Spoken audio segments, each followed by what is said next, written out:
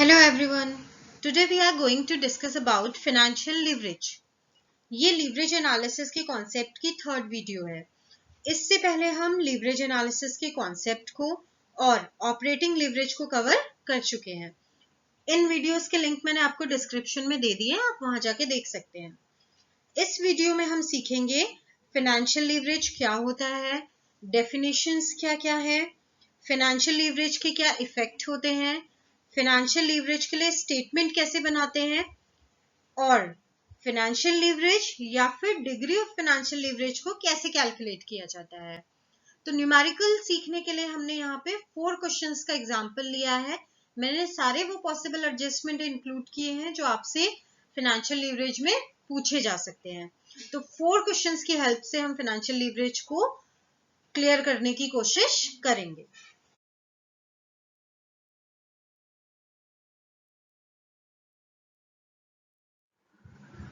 चलिए शुरू करते हैं फाइनेंशियल लीवरेज से.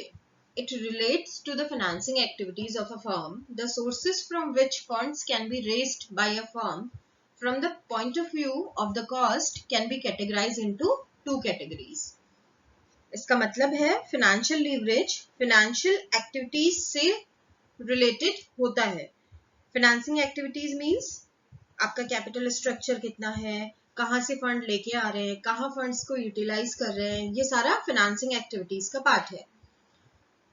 फाइनेंशियल लीवरेज के पॉइंट ऑफ व्यू से सोर्सेज ऑफ फंड्स की कॉस्ट को 2 कैटेगरीज में डिवाइड किया जाता है. फर्स्ट वन, इनमें वो सोर्सेज आते हैं जहां हम फिक्स्ड फाइनेंशियल चार्जेस पे करते हैं, जैसे bonds, debentures and preference shares. Bonds और डिबेंचर्स में हम फिक्स्ड रेट ऑफ इंटरेस्ट देते हैं, प्रेफरेंस शेयर में हम फिक्स्ड रेट ऑफ डिविडेंड देते हैं. सेकेंड वन, वो सोर्सेज जिनमें फिक्स्ड फाइनेंशियल चार्जेस पे नहीं करने होते, like equity shares. Equity shares को कितना डिविडेंड देना है, कब देना है, ये कंपनी की मैनेजमेंट डिसाइड करती है. इसमें कोई भी फिक्स रेट ऑफ डिविडेंड नहीं है कि हमें इतना % इक्विटी शेयर होल्डर्स को देना होगा. Financial leverage results from the presence of fixed charges in the firm's income stream. These fixed charges do not vary with the earnings before interest and taxes. They are to be paid regardless of the amount of EBIT available to pay them. इसका मतलब है financial leverage तभी होगा जब कोई fixed financial charges होंगे. अगर fixed financial charges नहीं होंगे तो कोई भी financial leverage नहीं होगा. ये चार्जेस EBIT के साथ चेंज नहीं होते और EBIT कितनी भी हो हमें इन्हें पे करना ही होता है. लाइक इंटरेस्ट ऑन लोन, हमें प्रॉफिट हो या ना हो हमें लोन पे इंटरेस्ट देना ही देना होता है. It is defined as the ability of a firm to use fixed financial charges to magnify the effects of changes in EBIT on the earnings per share. चलिए इसे फाइनेंशियल लीवरेज के statement से समझते हैं. ये सीक्वेंस आपको financial leverage के लिए याद रखना है. हम स्टार्ट करते हैं EBIT से. यहाँ पे हमारा ऑपरेटिंग लीवरेज खत्म हुआ था और फाइनेंशियल लीवरेज स्टार्ट होगा. तो हम ऑपरेटिंग लीवरेज एंड जहां पे हमने EBIT कैलकुलेट की थी, तो EBIT में फाइनेंशियल लीवरेज में सबसे पहले हम माइनस करते हैं इंटरेस्ट ऑन डेट. कोई भी लोन का अमाउंट होगा उसका इंटरेस्ट माइनस किया जाएगा. जब आप ऑपरेटिंग प्रॉफिट में से इंटरेस्ट माइनस करेंगे तो आपके पास अर्निंग बिफोर टैक्स आएगा. इस अर्निंग पे आप टैक्स कैलकुलेट करेंगे और फिर अर्निंग बिफोर टैक्स में से टैक्स माइनस करेंगे तो आपके पास अर्निंग आफ्टर टैक्स आएगा. अर्निंग आफ्टर टैक्स में से आप डिविडेंड देंगे प्रेफरेंस शेयर होल्डर्स को, तो जो अमाउंट बचेगा वो इक्विटी शेयर होल्डर्स का होगा. अब जो total amount equity share holders के लिए अवेलेबल है उससे हमें EPS निकालनी होती है, अर्निंग पर शेयर. मतलब टोटल अमाउंट हमारे पास कितना बचा है इक्विटी शेयर के लिए और हर एक इक्विटी शेयर वालों को कितना अमाउंट मिलेगा. तो इसको कैसे कैलकुलेट करेंगे, जितनी भी अर्निंग्स अवेलेबल होंगी इक्विटी शेयर होल्डर्स के लिए उसको डिवाइड करेंगे नंबर ऑफ इक्विटी शेयर से, तो हमारे पास अर्निंग पर शेयर आ जाएगी. बिल्कुल ऐसे जैसे अगर हमारे पास टोटल अमाउंट 1000 रुपीज का है और जिन लोगों में डिस्ट्रीब्यूट करना है वो 10 पीपल्स है, तो 1000 रुपये 10 लोगों में बांटेंगे तो एक बंदे को कितना मिलेगा, सिंपल 100 रुपये मिलेगा. ऐसे ही आपको EPS कैलकुलेट करनी है. टोटल अर्निंग कितनी अवेलेबल है और उसको डिवाइड करेंगे अगर नंबर ऑफ इक्विटी शेयर से, तो आपको पता चल जाएगा कि एक शेयर पे कितनी अर्निंग होगी। तो फाइनेंशियल लीवरेज क्या है? फाइनेंशियल लीवरेज वो एबिलिटी है फर्म की जहां पे हम फिक्स्ड फाइनेंशियल चार्जेस को यूज करके ईपीएस को इंक्रीज करते हैं। जितना ईबीआईटी में चेंज होगा उससे ज्यादा चेंज हमारे ईपीएस में होगा, right? Now it's time for definitions. According to Hampton, financial charges exist whenever a firm has a debt or other sources of funds that carry fixed charges. Hampton ने भी same बात बोली, financial leverage तभी होगा जब कोई fixed financial charges होंगे। According to Gitman, ability of a firm to use fixed financial charges to magnify the effects of the changes in EBIT on the firm's earning per share is financial leverage. Again वही बात आ गई, मैं फिर से repeat कर दे रही हूँ। किसी भी फर्म या किसी भी कंपनी की एबिलिटी फिक्स फाइनेंशियल चार्जेस को यूज करने की, उससे क्या होगा? हम जब फिक्स फाइनेंशियल चार्जेस यूज करते हैं तो जितना चेंज हमारी ईबीआईटी में हो रहा होता है उससे ज्यादा चेंज हमारे ईपीएस में होगा।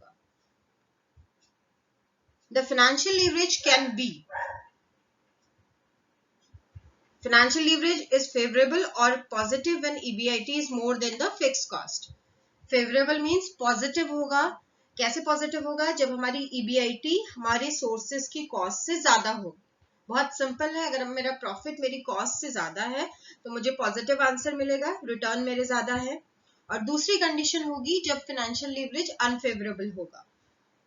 अनफेवरेबल या फिर आप उसको नेगेटिव बोल सकते हैं। ये कब होगा? जब मेरे प्रॉफिट मतलब ईबीआईटी जो मेरा है वो कॉस्ट से कम होगा, राइट? समझ में आ गया इतना?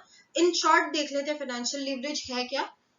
फाइनेंशियल लीवरेज फर्म की वो एबिलिटी है जो फिक्स कॉस्ट का यूज करके ईबीआईटी में जितना चेंज होगा उससे ज्यादा चेंज हमारे ईपीएस में होगा, उसको हम फाइनेंशियल लीवरेज बोलते हैं।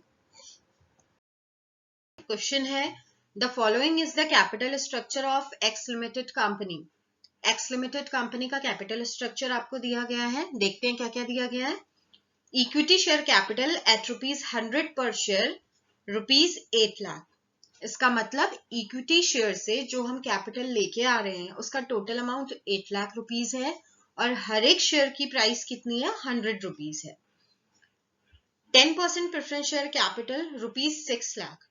प्रेफरेंस शेयर से जो हम कैपिटल लेके आ रहे हैं उसका टोटल अमाउंट 6 लाख रुपीस है और उस पे 10% का डिविडेंड दिया जा रहा है। जब भी प्रेफरेंस शेयर कैपिटल के साथ आपको कोई परसेंट वाला फिगर दिखेगा उसका मतलब होता है वो रेट ऑफ डिविडेंड है कि हम शेयर होल्डर्स को कितना डिविडेंड देंगे, बिकॉज प्रेफरेंस शेयर्स में जो रेट ऑफ डिविडेंड होता है वो फिक्स होता है। 8% डिबेंचर्स ₹10 लाख। डिबेंचर्स का टोटल अमाउंट 10 लाख रुपीस है। उन 10 लाख रुपीस पे हम 8% का इंटरेस्ट पे कर रहे हैं। EBIT ₹5 lakh and companies tax rate is 50%। EBIT 5 lakh रुपए आपको दी है और टैक्स रेट 50% दिया है। Calculate financial leverage. इन सारी इंफॉर्मेशन के बेस पे आपको फाइनेंशियल लीवरेज कैलकुलेट करना है। तो सबसे पहले हम फॉर्मूला नोट डाउन करते हैं। फॉर्मूला होता है फाइनेंशियल लीवरेज का EBIT upon EBT। EBIT means earning before interest and tax. EBIT हमने ऑपरेटिंग लीवरेज में कैलकुलेट करना सीख लिया है।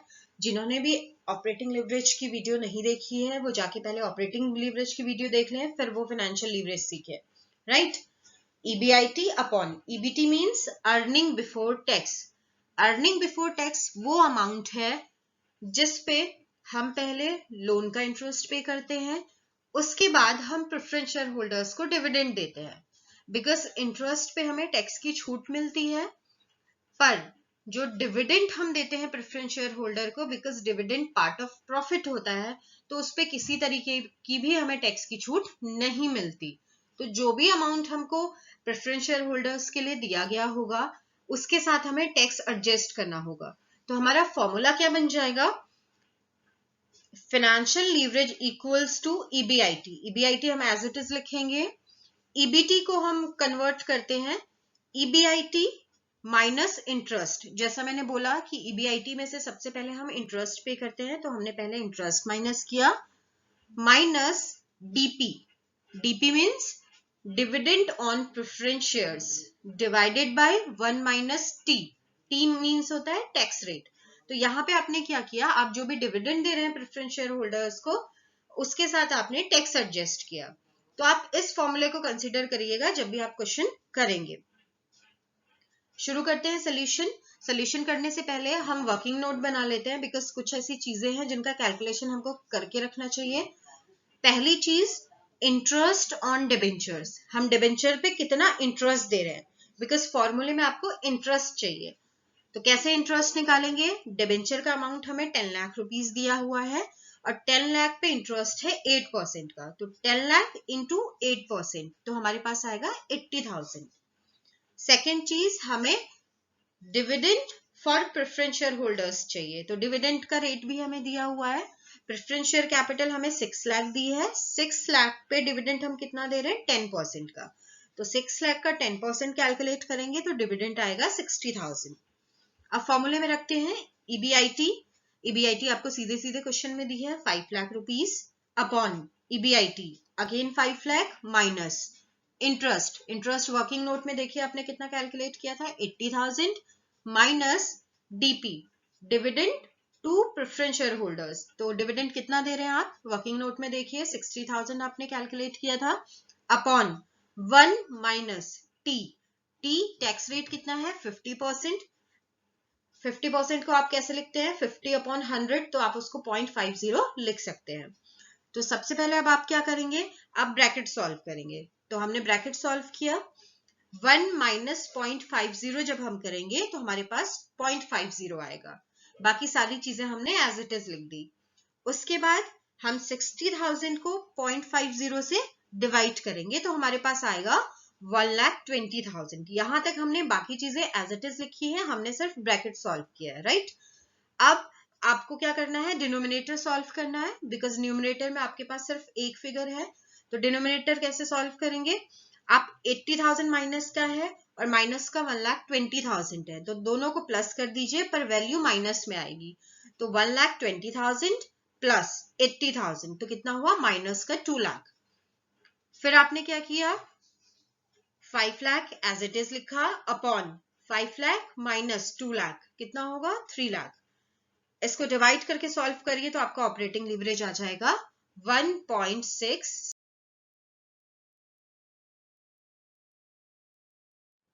चलिए अब नेक्स्ट क्वेश्चन सॉल्व करते हैं। क्वेश्चन है, calculate the financial leverage on the basis of following information. आपको कुछ इंफॉर्मेशंस दी गई हैं जिसके बेस पे आपको फाइनेंशियल लीवरेज कैलकुलेट करना है। First information, equity share capital ₹10 पर शेयर ₹5 लाख। इसका मतलब होगा कि आप इक्विटी शेयर कैपिटल से जो टोटल अमाउंट लेके आ रहे हैं वो 5 लाख रुपीस है और हर एक इक्विटी शेयर की वैल्यू 10 रुपीस है। 10% प्रेफरेंस शेयर कैपिटल ₹10 पर share ₹5 lakh. Preference share capital का टोटल अमाउंट कितना है, 5 लाख। हर एक प्रेफरेंस शेयर का प्राइस है 10 पर शेयर और जो 10% दिया है वो है रेट ऑफ डिविडेंड कि 5 लाख पे हम 10% का डिविडेंड डिस्ट्रीब्यूट कर रहे हैं। EBIT ₹2 lakh and companies tax rate is 50%। EBIT आपको दिया है 2 लाख रुपीस एंड कंपनी का टैक्स रेट दिया है 50%। What would be the new financial leverage if operating profit increases to ₹2,50,000? अब आपसे पूछा जा रहा है कि अगर हम अपने EBIT को 2,50,000 कर दें तो नया फाइनेंशियल लीवरेज क्या होगा। तो इस क्वेश्चन को आप दो पार्ट में सॉल्व करेंगे। पहला पार्ट आप EBIT एग्जिस्टिंग वाली लेके चलेंगे, दैट मीन्स जब हम 2 लाख की EBIT हमें हो रही है वो वाली सिचुएशन लेंगे। सेकेंड सिचुएशन, जब EBIT 2,50,000 हो जाएगी तो फाइनेंशियल लीवरेज क्या होगा। तो चलिए स्टार्ट करते हैं। सबसे पहले फॉर्मूले नोट डाउन करते हैं। Formula, financial leverage equals to EBIT upon EBT। EBT को हम कैसे लिख लेते हैं, EBIT minus interest minus DP upon 1 minus T। तो फॉर्मूला हमारा बन गया financial leverage equals to EBIT upon EBIT minus interest minus DP upon 1 minus T। तो आप इस फॉर्मूले को याद रखेंगे कि EBT को हम कैसे कैलकुलेट करते हैं। अब वर्किंग नोट्स बना लेते हैं जैसे पिछले क्वेश्चंस में बनाए थे। बिकॉज बेटा यहाँ पे लोन का अमाउंट नहीं दिया है आपको प्रेफरेंस शेयर कैपिटल दी है, इक्विटी शेयर कैपिटल दी है, तो हम डिविडेंड निकालेंगे प्रेफरेंस शेयर कैपिटल पे। तो कितना डिविडेंड निकलेगा? 5 लाख टोटल अमाउंट है आपके पास, उस 5 लाख पे 10% आप डिविडेंड दे रहे हैं, तो 5 लाख का 10% हो गया 50,000, राइट।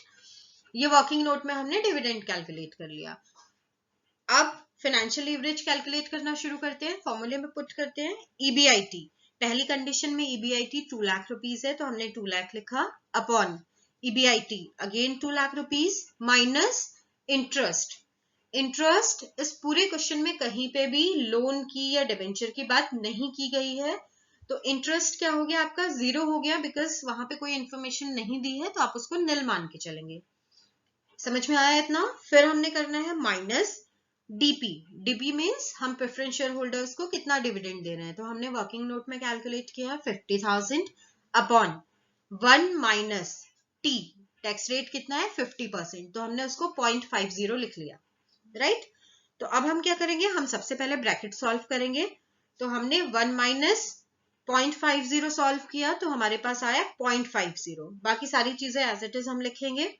उसके बाद हम एक और ब्रैकेट हमारे पास बचा है 50,000 अपॉन 0.50, तो इसको सॉल्व करेंगे तो हमारे पास 1 लाख आएगा। अब सॉल्व कर लेते हैं। न्यूमरेटर में 2 लाख रुपीस है हमारे पास, EBIT आपको एक ही फिगर में दिए, तो आपको उसको सॉल्व करने की जरूरत नहीं है, अपॉन 2 लाख माइनस 1 लाख, तो आया 1 लाख। अब आपके पास बचा 2 लाख डिवाइडेड बाय 1 लाख, तो आपका जो फाइनेंशियल लीवरेज है वो आया 2। इतना सॉल्व हुआ। ये पहली सिचुएशन थी जब हमारी EBIT 2 लाख रुपीस थी। ऐसे ही बिल्कुल इसी फॉर्मूले में पुट करके आपको कैलकुलेट करना है, जब हमारी EBIT 2,50,000 होगी तो क्या होगा। तो हमने सेम फॉर्मूला यूज किया, बस EBIT का अमाउंट चेंज किया। EBIT में 2,50,000 divided by 2,50,000 EBIT again minus interest. दूसरी सिचुएशन में भी कोई भी लोन का अमाउंट नहीं है, तो हमने उसको निल मान लिया, minus dividend to preference share holders, वो 50,000 ही रहेगा, बिकॉज क्वेश्चन में सिर्फ एक ही सिचुएशन चेंज हो रही है, आपका EBIT चेंज हो रहा है, तो बाकी इंफॉर्मेशन एज इट इज रहेंगी। आप बिल्कुल इसको ऐसे ही सॉल्व करेंगे जैसे हमने प्रीवियस वाली कंडीशन में सॉल्व किया था।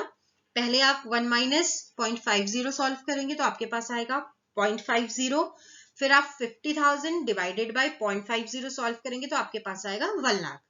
अब आपके पास सिचुएशन आई 2,50,000 डिवाइडेड बाय 2,50,000 माइनस 1 लाख, तो 2,50,000 माइनस 1 लाख कितना हुआ? 1,50,000।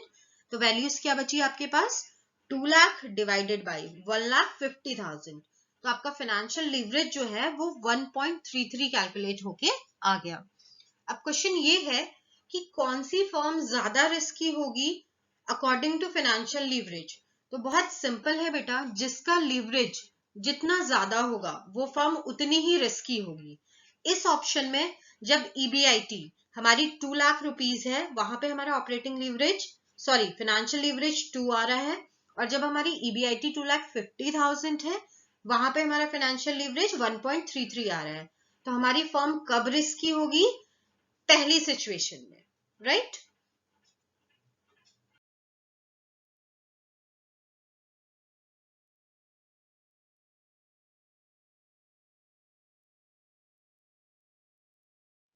चलिए अब थर्ड क्वेश्चन सॉल्व करते हैं। क्वेश्चन है calculate financial leverage for x limited on the basis of following information.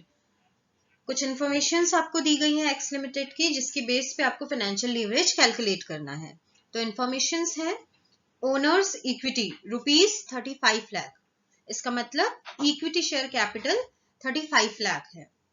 Date to owners equity या डेट इक्विटी रेशियो 2:1, इसका मतलब है टोटल कैपिटल स्ट्रक्चर में कितना डेट है और कितनी इक्विटी है।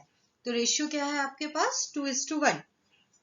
इंटरेस्ट रेट 8% दिया है। इंटरेस्ट रेट हमेशा लोन के अमाउंट के लिए होता है, ये आपको याद रखना है। लास्ट इंफॉर्मेशन EBIT या फिर जिसको आप ऑपरेटिंग प्रॉफिट भी बोलते हैं 30 लाख है। तो सेम प्रोसेस फॉलो करते हैं। सबसे पहले फॉर्मूलेज नोट डाउन कर लेते हैं। दोनों फॉर्मूले आपको क्लियर हैं। अब हम सबसे पहले वर्किंग नोट बनाएंगे, बिकॉज क्वेश्चन आप देखिए, आपको खुद पता चल जाएगा कि एक अमाउंट जो है हमारे पास मिसिंग है। आपको इक्विटी शेयर कैपिटल दी है, इंटरेस्ट रेट दिया है, पर आपको लोन का अमाउंट नहीं दिया। तो डेट इक्विटी रेशियो आपको इसीलिए दिया है सो दैट आप लोन का अमाउंट कैलकुलेट कर पाए। तो डेट इक्विटी के रेशियो के फॉर्मूले में हम वैल्यूज पुट करेंगे तो हमारे पास डेट का अमाउंट आ जाएगा। तो चलिए देखते कैसे आता है। Debt equity ratio equal to होता है debt upon total equity. Debt means loan upon total equity मतलब इक्विटी शेयर कैपिटल का कितना अमाउंट है। तो रेशियो हमें दिया है 2:1, तो 2:1 को आप 2/1 लिख सकते हैं, इक्वल टू डेट को आप एज इट इज लिखेंगे क्योंकि डेट आपको कैलकुलेट करना है, अपॉन टोटल इक्विटी। इक्विटी कितनी दी है आपको क्वेश्चन में? 35 लाख। तो अब इसको सॉल्व करिए। कैसे सॉल्व करेंगे? क्रॉस मल्टीप्लीकेशन करेंगे। 35 लाख को मल्टीप्लाई करेंगे 2 से और डेट को मल्टीप्लाई करेंगे 1 से। तो डेट को जब हम 1 से मल्टीप्लाई करेंगे तो डेट ही रहेगा, 1 की कोई वैल्यू नहीं होती जब हम वर्ड्स में उसको इनटू करेंगे। तो debt equals to 35 lakh into 2। तो डेट का अमाउंट कितना आया? 70 लाख। ये लोन का अमाउंट आपके पास आया है, पर आपको फॉर्मूले में चाहिए क्या होता है? आपको इंटरेस्ट चाहिए होता है, आपको लोन का अमाउंट नहीं चाहिए। तो इंटरेस्ट कैलकुलेट करेंगे। इंटरेस्ट ऑन डेट कैसे निकलेगा? डेट का अमाउंट आया 70 लाख और रेट ऑफ इंटरेस्ट क्वेश्चन में आपको 8% दिया है। तो 70 लाख का 8% कैलकुलेट करेंगे तो आपके पास आएगा 5,60,000। ये आपका लोन पे इंटरेस्ट है, राइट? इतना क्लियर हो गया। तो चलिए फॉर्मूले में वैल्यूज पुट करते हैं। ईबीआईटी क्वेश्चन में दिया है 30 लाख, हमने 30 लाख लिख दिया, upon EBIT again 30 lakh minus interest आपने अभी वर्किंग नोट में कैलकुलेट किया 5,60,000 minus DP upon 1 minus T करते हैं। ये पूरा पोर्शन आप किस लिए यूज करते हैं? प्रेफरेंस शेयर कैपिटल के लिए, क्योंकि क्वेश्चन में प्रेफरेंस शेयर कैपिटल की कोई भी इंफॉर्मेशन नहीं है। तो ये जो पूरा फॉर्मूला है ये जीरो हो जाएगा आपका, बिकॉज कोई भी इंफॉर्मेशन हमें नहीं दी तो हमने निल मान लिया। तो आपको इसको यूज करने की जरूरत ही नहीं है। तो हम सिर्फ कितना यूज करेंगे? EBIT minus interest. तो हमने ईबीआईटी लिख दिया 30 लाख माइनस इंटरेस्ट भी लिख दिया 5,60,000। अब इसको सॉल्व करते हैं। 30 लाख एज इट इज रहेगा, 30 लाख माइनस 5,60,000 कितना होगा? 24,40,000। फिर आपके पास वैल्यूज रहेंगी 30 लाख अपॉन 24,40,000। जब आप इसको डिवाइड करेंगे तो आपका फाइनेंशियल लीवरेज आएगा 1.22। तो इस क्वेश्चन में सिर्फ एक ही चीज डिफरेंट थी, आपको लोन का अमाउंट डायरेक्टली ना देके आपको डेट इक्विटी रेशियो दे दिया। तो आपको डेट इक्विटी रेशियो से लोन का अमाउंट कैलकुलेट करना होगा और फिर उस लोन के अमाउंट पे आपको इंटरेस्ट कैलकुलेट।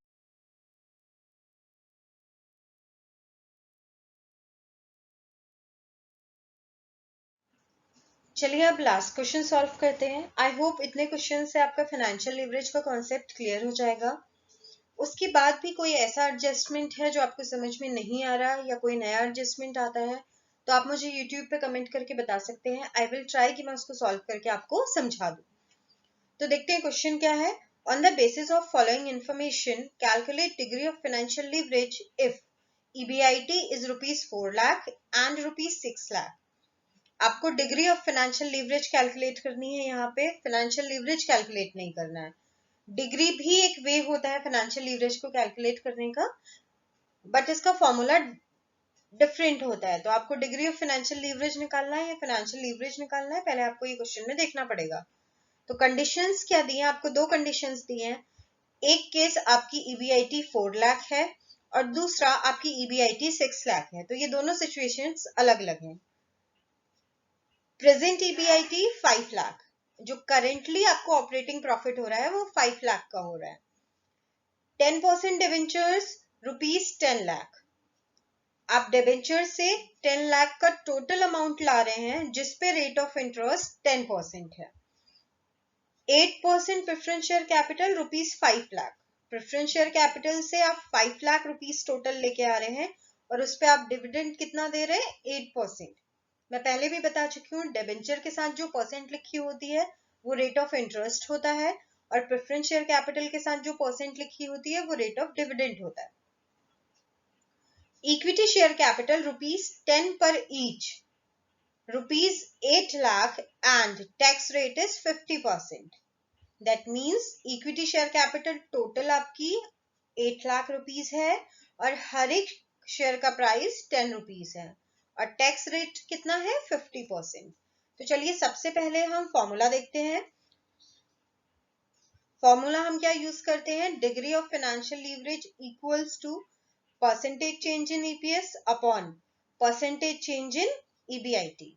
ईपीएस मींस होता है अर्निंग पर शेयर और ईबीआईटी होता है earning before interest and tax. तो हम सबसे पहले स्टेटमेंट फॉर लीवरेज समझेंगे कि किस तरीके से हम ईबीआईटी से लेके ईपीएस तक का कैलकुलेशन करते हैं। ये जो सीक्वेंस है ये सारे क्वेश्चंस में सेम रहेगा, इंफॉर्मेशन डिफरेंट हो सकती है बट सीक्वेंस सेम रहेगा। तो सबसे पहले आपको ईबीआईटी क्वेश्चन में दिया होगा, ईबीआईटी में से आपको इंटरेस्ट ऑन डेट, डेट किसी भी फॉर्म में हो सकता है, लोन हो सकता है, बॉन्ड्स हो सकते हैं, डिबेंचर्स हो सकते हैं। तो जो भी इंटरेस्ट आपको दिया होगा आप ईबीआईटी में से इंटरेस्ट माइनस करेंगे तो आपके पास आएगा अर्निंग बिफोर टैक्स, इसको आप ईबीटी भी बोलते हैं। फिर इस इनकम पे आप टैक्स निकालेंगे और टैक्स माइनस करेंगे ईबीटी से तो आपके पास आएगा अर्निंग आफ्टर टैक्स। अब ये वो इनकम है अर्निंग आफ्टर टैक्स जिसमें आप सारे एक्सपेंसेस पे कर चुके हैं, आपने इंटरेस्ट दे दिया, आपने टैक्स दे दिया। अब जो अर्निंग बची है उस अर्निंग में सबसे पहले हम प्रेफरेंस शेयर होल्डर्स को डिविडेंड देंगे। तो सबसे पहला आइटम आपको क्या लेस करना है, डिविडेंड ऑन प्रेफरेंस शेयर्स। तो बचा क्या, अब जो इनकम बची है वो इक्विटी शेयर होल्डर्स के लिए बची है, राइट। तो हमने लिखा earnings available to equity share holders. फिर इस अर्निंग से अगर हमको ईपीएस निकालना है, अर्निंग पर शेयर निकालना है, तो हमको क्या करना पड़ेगा, जो अर्निंग्स इक्विटी शेयर होल्डर के लिए बची हैं उसको हम डिवाइड करेंगे नंबर ऑफ इक्विटी शेयर से, तो अर्निंग पर शेयर आ जाएगा। बिल्कुल ऐसे जैसे फॉर सपोज मेरे पास 1000 रुपीज है और मुझे वो 1000 रुपीज 10 पीपल में डिस्ट्रीब्यूट करने हैं। तो 1000 रुपए अगर 10 लोगों में डिस्ट्रीब्यूट करने होंगे तो कितना कितना रुपए डिस्ट्रीब्यूट होगा, 100 रुपीज। टोटल इनकम को आपने divided by total number of people कर दिया तो हर एक बंदे को कितना मिलेगा, 100 रुपीज मिलेगा। तो ऐसे ही ईपीएस भी होती है, earning per share. Total amount जो इक्विटी शेयर होल्डर के लिए है उसको अगर हम डिवाइड कर देंगे नंबर ऑफ इक्विटी शेयर से तो हमें पता चल जाएगा कि एक शेयर पे कितना अर्निंग होगी, तो उसको अर्निंग पर शेयर बोला जाता है। तो चलिए सॉल्व करना शुरू करते हैं। हम 4 कॉलम्स बनाएंगे इस क्वेश्चन को सॉल्व करने के लिए, बिकॉज अलग अलग करेंगे तो बहुत लेंथी क्वेश्चन है। तो हम एक टेबल की हेल्प से इसको सॉल्व करते हैं, एक साथ ही मेरी सारी सिचुएशन सॉल्व हो जाएंगी। तो सबसे पहले हम पर्टिकुलर्स लिखते हैं, फिर हम लिखते हैं सिचुएशन ए जिसमें ईबीआईटी मेरी 4 लाख रुपीस है। फिर सिचुएशन बी जहां मेरी ईबीआईटी 5 लाख रुपीस है। सिचुएशन सी जहां मेरी ईबीआईटी 6 लाख रुपीस है। मैंने ईबीआईटी 5 लाख जो करेंटली हमें ईबीआईटी हो रही है वो मिडिल में रखा है, बिकॉज एग्जिस्टिंग सिचुएशन से हमको कंपेयर करना होता है जो सिचुएशन चेंज हो रही है उनसे। तो आप कोशिश करिएगा जो भी एग्जिस्टिंग आपको इंफॉर्मेशन दी है उसको आप मिडिल में रखेंगे सो दैट आप कंपैरिजन इजीली कर पाएंगे। कंपैरिजन आपको कैसे करना है, अगर ईबीआईटी 5 लाख रुपए है, 5 लाख से 4 लाख हो जाएगी तो क्या होगा, या फिर 5 लाख से 6 लाख हो जाएगी तो क्या होगा। तो degree of financial leverage change होंगे। तो 3 सिचुएशन हमने यहाँ पे ले ली। स्टार्ट करते हैं ईबीआईटी से। आपने सिचुएशंस में ऑलरेडी लिखा हुआ है ईबीआईटी कितनी है, सिचुएशन ए में 4 लाख है, सिचुएशन बी में 5 लाख है और सिचुएशन सी में 6 लाख है। लेस इंटरेस्ट ऑन डिबेंचर्स, हमने सीक्वेंस में भी देखा था ईबीआईटी में से हमको डेट का इंटरेस्ट माइनस करना पड़ता है, तो यहाँ पे आपको डिबेंचर्स दिया है। डिबेंचर्स क्वेश्चन में देखिए आपको 10 लाख दिया है और 10 लाख पे आप इंटरेस्ट कितना दे रहे हैं, 10% का। तो 10 लाख का 10% निकालेंगे तो इंटरेस्ट आएगा 1 लाख रुपीस। तो ये सारी ही सिचुएशन में एक रहेगा, बिकॉज सिर्फ ईबीआईटी हर सिचुएशन के लिए अलग है, बाकी सारी इंफॉर्मेशन हर सिचुएशन में एक जैसी ही रहेगी। तो हमने 1 लाख रुपीस तीनों सिचुएशंस में लिख लिया। तो अब हम ईबीआईटी में से इंटरेस्ट ऑन डिबेंचर माइनस करेंगे तो हमारे पास अर्निंग बिफोर टैक्स आएगा। तो सिचुएशन ए में 4 लाख में से 1 लाख माइनस किया तो 3 लाख आया। सिचुएशन बी में 5 लाख में से 1 लाख माइनस किया तो 4 लाख आया। सिचुएशन सी में 6 लाख में से 1 लाख माइनस किया तो 5 लाख आया। अब आपको इस इनकम पे इंटरेस्ट कैलकुलेट करना होगा, सॉरी टैक्स कैलकुलेट करना होगा। टैक्स आपको कितना दिया है 50%, तो 50% टैक्स आप किस पे निकालेंगे, ईबीटी पे, अर्निंग बिफोर टैक्स पे। तो सिचुएशन ए में देखिए 3 लाख का 50% निकालेंगे टैक्स तो 1,50,000 आएगा, 4 लाख का 50% निकालेंगे तो 2 लाख आएगा, और 5 लाख का 50% निकालेंगे तो 2,50,000 आएगा। अब आपको क्या करना है, आपने टैक्स लिख लिया कैलकुलेट करके, आपको अर्निंग बिफोर टैक्स में से टैक्स माइनस करना होगा तो आपके पास आएगा अर्निंग आफ्टर टैक्स। तो चलिए माइनस करते हैं। हमने 3 लाख में से 1,50,000 माइनस किया तो 150 बचा, हमने 4 लाख में से 2 लाख माइनस किया तो 2 लाख बचा, हमने 5 लाख में से 2,50,000 माइनस किया तो 2,50,000 की बचा, राइट। अब अर्निंग आफ्टर टैक्स में हम सबसे पहले डिविडेंड देते हैं प्रेफरेंस शेयर होल्डर्स को, तो हमने लेस किया dividend to preference share holders. तो ये आप कैसे कैलकुलेट करेंगे, क्वेश्चन में देखिए आपको प्रेफरेंस शेयर कैपिटल दी है 5 लाख, मतलब प्रेफरेंस से टोटल पैसा आ रहा है 5 लाख का, और उस पर डिविडेंड आप 8% का दे रहे हैं, तो आप 5 लाख का 8% निकालेंगे तो आपके पास आएगा 40,000। ये 40,000 सारी ही सिचुएशन में सेम रहेगा, तो आपने तीनों सिचुएशन में 40,000 लिख दिया। अब आप अर्निंग आफ्टर टैक्स में से प्रेफरेंस शेयर का डिविडेंड माइनस करेंगे तो अर्निंग बचेगी फॉर इक्विटी शेयर होल्डर्स, ठीक, जो पैसा बचा वो इक्विटी शेयर होल्डर्स का है। तो सिचुएशन ए में 1,50,000 माइनस 40,000 बचा 1,10,000, बी में 2 लाख माइनस 40,000 बचा 1,60,000, सिचुएशन सी में 2,50,000 माइनस 40,000 बचा 2,10,000। ये अर्निंग्स कौन सी हैं, जो इक्विटी शेयर होल्डर्स के लिए बची हुई है। अब हमें देखना पड़ेगा, बिकॉज इस अर्निंग को हमें नंबर ऑफ शेयर से डिवाइड करेंगे तभी हमारे पास ईपीएस आएगा। तो अगला कॉलम हम बनाते हैं नंबर ऑफ इक्विटी शेयर्स का, कि कितने इक्विटी शेयर्स हमारे पास हैं। तो अब ये देख लेते हैं कैसे निकलेगा। Equity share capital total amount मेरे पास 8 लाख का है और हर एक शेयर की प्राइस 10 है। तो आप खुद सोचिए, अगर एक शेयर 10 रुपए का बिक रहा है और टोटल अमाउंट हमें 8 लाख रुपीस मिल रहा है, तो कितने शेयर मार्केट में होंगे। आपको 8 लाख डिवाइडेड बाई 10 करेंगे तो आपको नंबर ऑफ इक्विटी शेयर मिल जाएगा।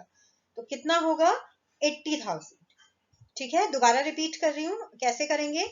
टोटल अमाउंट 8 लाख, मुझे 8 लाख रुपए मिला और हर एक शेयर का प्राइस 10 रुपए है, तो कितने शेयर मार्केट में इशू किए होंगे कि हमें 8 लाख रुपए मिल गया। तो 8 लाख डिवाइडेड बाई 10, तो 80,000 शेयर्स होंगे जो हमने मार्केट में इशू किए होंगे। तो हमने सब में 80,000 लिख दिया, राइट। अब ईपीएस कैलकुलेट कर लेते हैं, बहुत सिंपल है। हमें earning for equity share holders divided by EPS करना है। तो सिचुएशन ए में अर्निंग है 1,10,000, हमने उसको डिवाइड किया 80,000 से, तो ईपीएस आया 1.37। सिचुएशन बी में अर्निंग है इक्विटी शेयर होल्डर्स की 1,60,000, हमने उसको डिवाइड किया 80,000 से, तो हमारे पास ईपीएस आया 2। ऐसे ही सिचुएशन सी में अर्निंग है 2,10,000 और नंबर ऑफ इक्विटी शेयर्स हैं 80,000, तो हमारा ईपीएस आया 2.63। तो ईपीएस तक हमने ये सीक्वेंस कंप्लीट कर लिया जितना हमने सीखा था। अब हमें फॉर्मूले में क्या चाहिए, परसेंटेज चेंज इन ईपीएस।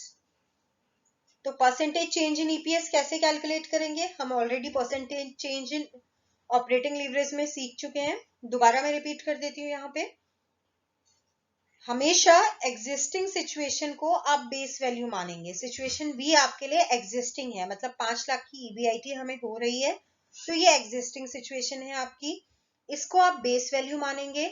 और अगर 5 लाख वाली ईबीआईटी से आप 4 लाख वाली ईबीआईटी में जाते हैं तो 4 लाख आपके लिए नई सिचुएशन हो गई, न्यू वैल्यू हो गई। तो कैलकुलेट कैसे करना है हमको, new value minus base value upon base value into 100। तो न्यू वैल्यू, ईपीएस की न्यू वैल्यू कितनी है, बिकॉज हम परसेंटेज चेंज इन ईपीएस निकाल रहे हैं तो हम ईपीएस के फिगर्स देखेंगे। तो नई ईपीएस कितनी है 1.37 माइनस बेस की ईपीएस कितनी है 2 अपॉन बेस की ईपीएस 2 इंटू 100, तो परसेंटेज चेंज कितना आया?